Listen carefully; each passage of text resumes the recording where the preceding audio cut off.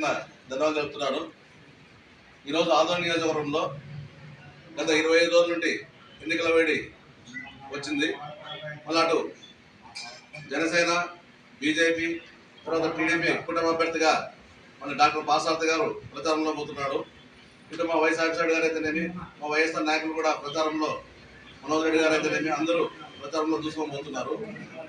నేను ఒకే ఒక విషయం చెప్తున్నా కుటుంబ అభ్యర్థి పాసార్థి గారికి, గత 25 రోజుల నుండి ఆదోని ప్రజలకు నువ్వు ఏమైతే మెసేజ్ ఇచ్చినావో ఎవరికి ఏ ఒక్క కూడా అర్థం కావడం లేదు. నువ్వు ఏ వార్డు పోయినా, ఏ పల్లెలకు పోయినా ఏం చెప్తున్నావంటే ఆ వార్డులో పోతే ఆ వార్డు సమస్యలు రాసి ఉండేవాళ్ళు, ఆ వార్డు సమస్యలు నువ్వు అడగడం లేదు. ఏమున్నా ఆ వార్డులో పోతే ఎలాగైతే ఎమ్మెల్యేని తిప్పాలా అనే విషయాన్ని వాళ్ళు రాయించని చెప్పి నువ్వు చెప్తున్నావంటే ఆ వార్డు గురించి, అభివృద్ధి గురించి కానీ వార్డులో సమస్యలు ఏమని ఏమని చెప్పడం లేదు. పోనీ పల్లెలు పోతున్నావా, పల్లెలు కూడా ఏం చెప్తున్నావు అంటే సేమ్ ఇదే స్క్రిప్టే, ఎమ్మెల్యే గారు అలా చేస్తున్నాడు, ఇలా చేస్తున్నాడు. ఇదైతే 25 రోజుల నుండి మేము చూస్తున్నాం, ప్రజలు కూడా గమనిస్తున్నారు. కాబట్టి ప్రజలు చీకొడుతున్నారు పార్సార్థి గారిని. ఇక నిన్న కూడా చూస్తున్నాం, కొన్ని విషయాలు నేను చెప్పాలనుకుంటున్నాను. ఈరోజు మొన్న వాల్మీకి నగర్ పోయినాడు. వాల్మీకి సోదరులు నా సోదరులు అని చెప్పి, వాల్మీకులు మాకు సహకారం చేయాలని చెప్పి మాట్లాడుతూ ఆడేం చేసినాడు, 2 కత్తులు పట్టించాడు. ఒక కత్తి పార్సార్థి పెట్టుకుంటూ, ఇంకో కత్తి మల్లప్ప గారు పెట్టుకుంటూ, మరి దాన్ని ప్రజలకి ఏమి ఎలా సాంకేతం అనేది ఎవరికి అర్థం కావడం లేదు. అంటే కత్తులు పెట్టి ప్రచారం చేయాలని చెప్పుకుంటే అర్థం కావడం లేదు. మన ఆదో నా సంస్కృతి లేదు. ఎప్పుడు గత 20 ఏళ్ళ చరిత్రలో కూడా ఎప్పుడు కూడా అటువంటి చరిత్ర లేదు. అటువంటి హీనమైన మాటలు ఎప్పుడు రాలే ఏ లీడర్లకు కూడా. మరి తర్వాత ఏం చేస్తాడు, మరి ఇంకో పల్లెటూరు పోతాడు. మొన్న చిన్నపెట్టగలు పోయినాడు.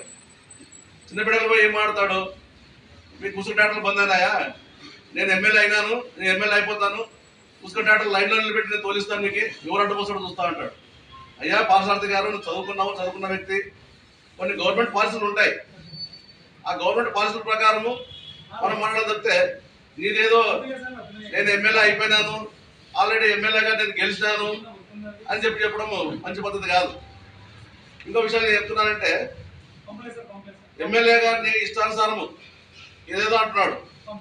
ఈరోజు నువ్వు ఏమైతే మాట్లాడుతున్నావో అవన్నీ నీకే వర్తిస్తాయి. శవాల మీద రాజకీయం చేసేది నువ్వు ఒక డాక్టర్గా నువ్వు ఉన్నావు కాబట్టి ఎంతమంది కన్జ్యూమర్ ఫోరంలో నీ మీద కేసులు ఇచ్చావు, మరి ఎంతమంది ఇబ్బంది పెట్టావు నువ్వు అనేది నీకు తెలుసు. మరి ఇటువంటి రాజకీయం చేసేది నువ్వు. తర్వాత నీ పక్కలో కొంతమంది ఉన్నారు.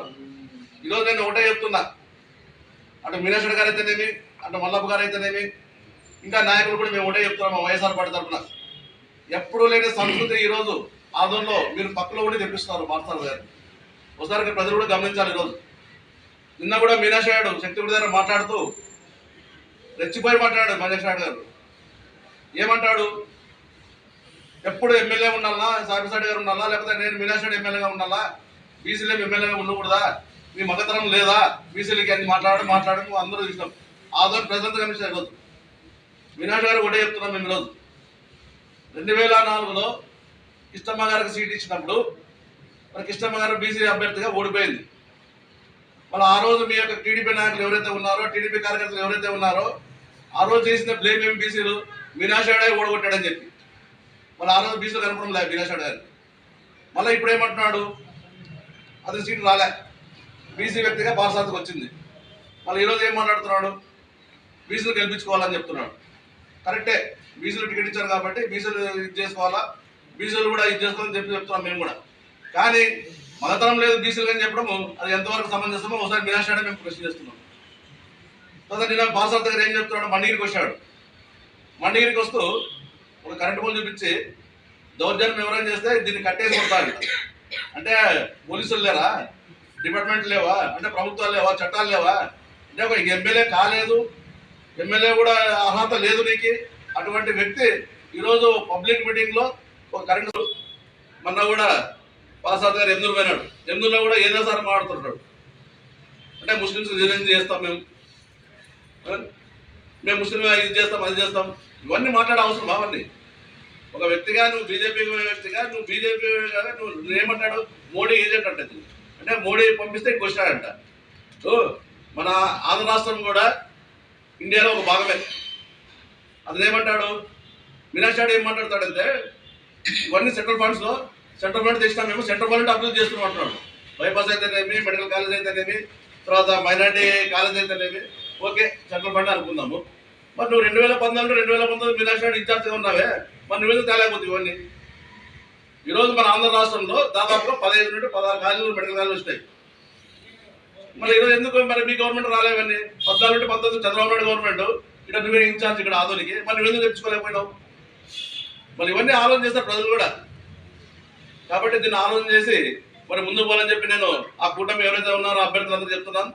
ఒకటి చెప్తున్నా పాసార్థ గారికి, మీ కూటమిలో అంటే మీ బీజేపీ వాళ్ళు ఎవరైతే ఉన్నారో ప్రకాశ్ అయితేనేమి, ఇంకా రమేష్ గారు అయితేనేమి, ఈ విషయాలు మాట్లాడంలే.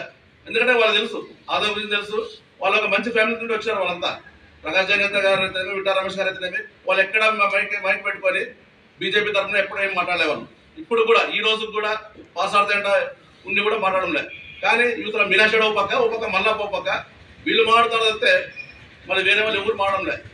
ఎందుకంటే వాళ్ళ రాజకీయ ఉనికిని కాపాడుకోవాలా. రేపొద్దున ఇతను ఓడికొడితే ఇన్ఛార్జ్ నాకే వస్తుంది మీనాక్షి నాయుడు, అది ఆలోచన చేస్తున్నాడు ఇది. ఎందుకంటే రెచ్చగొట్టే మాట్లాడితే ఆంధ్ర ప్రజలు ఒప్పుకోరు, రెచ్చగొట్టే మాట్లాడిస్తే ఆంధ్ర ప్రజలు ఇతను ఒప్పుకోరు పాసార్థిని. నేనే ఉంటాను మళ్ళీ ఆంధ్రలో రాజకీయం నేనే ఎలా చేసే ఒక దూరంలో వీళ్ళు పోతారంటే దాన్ని పాసార్థిని గమనించాలి.